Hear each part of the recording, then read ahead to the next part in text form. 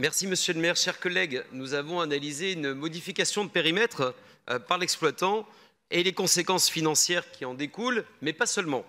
Alors, vous avez réalisé que le parvis de l'Arena 2 avait une incidence sur l'exploitation globale.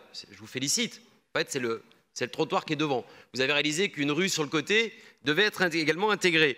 La prochaine fois, essayez de regarder un petit peu les projets avec un peu plus d'anticipation et un peu plus de grandeur de vue, et vous verrez que le parvis rentre tout à fait dans l'exploitation normale d'une salle, et ça, c'est valable à peu près dans le monde entier.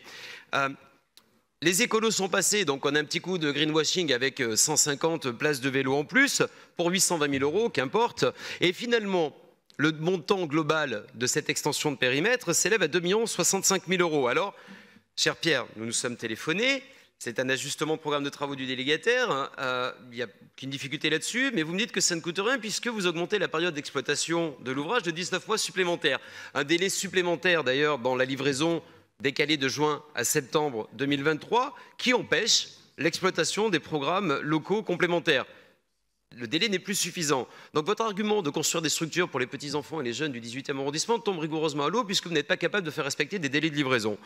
L'augmentation de la période d'essai à 19 mois a une incidence financière sur les comptes de la ville. Et cela entraîne une hausse de la DSP de l'ordre de 18,2 %. Alors on va rentrer un petit peu dans le détail de cette exploitation financière puisqu'elle commence à devenir désastreuse. Et ne dites pas qu'on ne vous avait pas prévenu. Cela fait déjà plusieurs mois qu'on vous alerte sur un problème du hollandisme qui devient un problème d'Anne Hidalgo et dont Pierre Abadan se fait le chantre. Ça ne coûte rien puisque c'est l'argent des Parisiens. Vous connaissez l'expression. Alors, sur ce point, on en a parlé avant la coupure de séance. Les communistes sont revenus dessus. Monsieur Rabadan, vous n'avez toujours pas été en capacité de nous expliquer où vous trouveriez les 2 millions € en l'absence de contrat de naming pour le nom d'Alice Mia que vous ne souhaitez pas donner à cette enceinte. Et ça a un impact financier sur l'équilibre économique de cette salle. Le vœu était d'étudier la possibilité. Mais allons-y, étudions la possibilité. Dites-moi, quand vous avez refusé des sponsors, quand vous refusez et quand vous acceptez des vœux vous avez voté, que nous avons voté de la part des communistes, expliquez-moi où vous trouvez les 2 millions €, parce que sinon, moi je vous l'explique, et c'est votre réponse habituelle, vous allez le trouver dans la poche des Parisiens. Paul Simondon va encore nous expliquer que tout est normal, mais la note, c'est pour les Parisiens. Dernier point, cher Pierre.